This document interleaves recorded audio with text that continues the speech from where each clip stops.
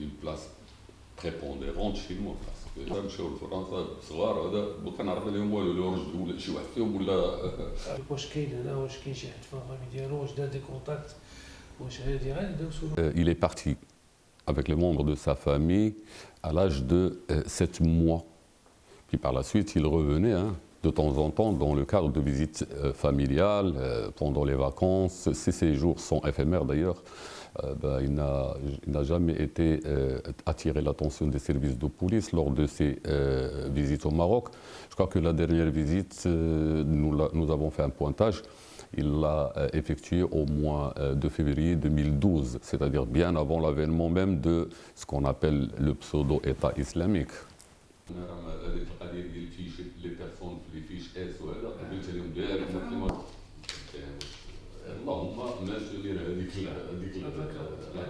On n'a absolument rien comme un renseignement sur cette personne.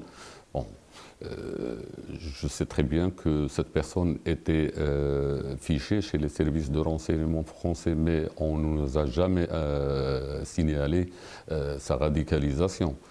Je crois que là, il y a eu un problème de communication parce qu'il s'agit quand même d'un binational. Il fallait le signaler au Maroc.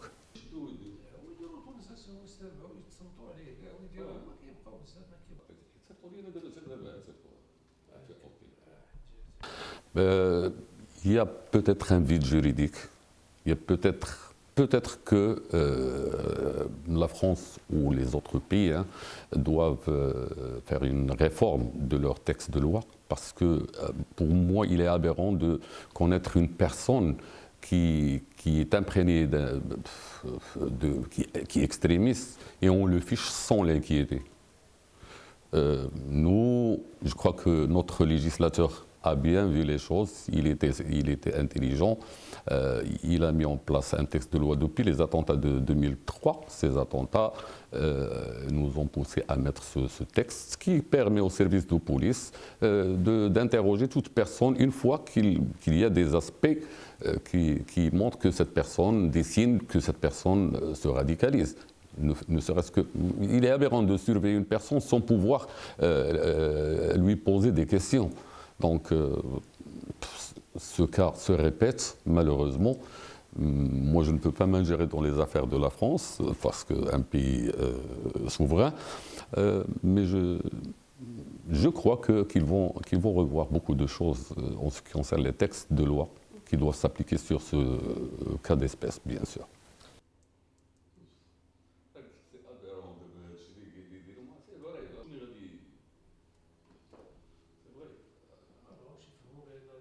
En même temps, il faut réglementer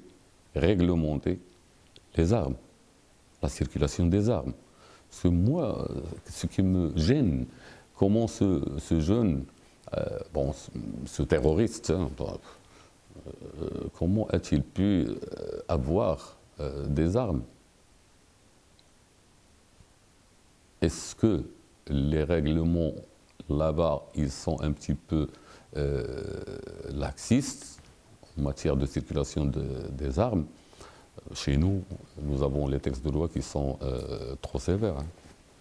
L'introduction d'une arme exposera son auteur à des peines allant jusqu'à 20 ans.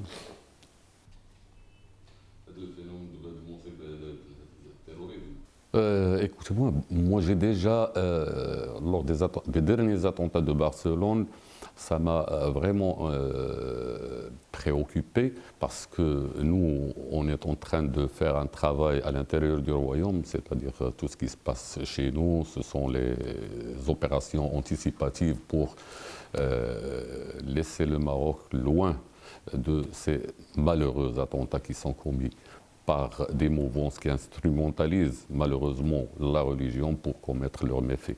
Mais lors des derniers attentats, ça m'a intrigué, donc je suis devenu, maintenant, l'État marocain maintenant doit s'occuper de ces binationaux qui vivent dans l'Hexagone.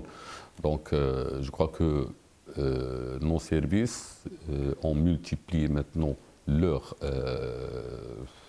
entretien avec leurs homologues occidentaux pour avoir une idée sur tous ces binationaux qui vivent dans les sociétés occidentales, les sociétés européennes. Excusez-nous, on vous a un petit peu fatigué. Institutionnaliser le champ religieux, ça sera... Il faut s'inspirer du modèle marocain. Je crois que beaucoup de pays ont commencé à s'inspirer du modèle marocain, qui est un modèle qui a pu, parce qu'au Maroc, son action ne se repose pas uniquement sur l'action sécuritaire par la répression. C'est vrai qu'il y a les textes de loi, on les applique, on démantèle, mais en même temps, il y a un travail parallèle qui a été consenti sur le champ religieux, la formation des imams, l'encadrement de ces jeunes. Normalement, il faut organiser le champ religieux. Il ne faut pas laisser ces mosquées de fortune qui naissent partout. Chez nous, le cas n'existe plus depuis les attentats de 2003. Donc personne n'a le droit de faire sa prêche ou de donner une fatwa sans l'autorisation du Conseil supérieur des ulama. Oui, on ne laisse rien au hasard.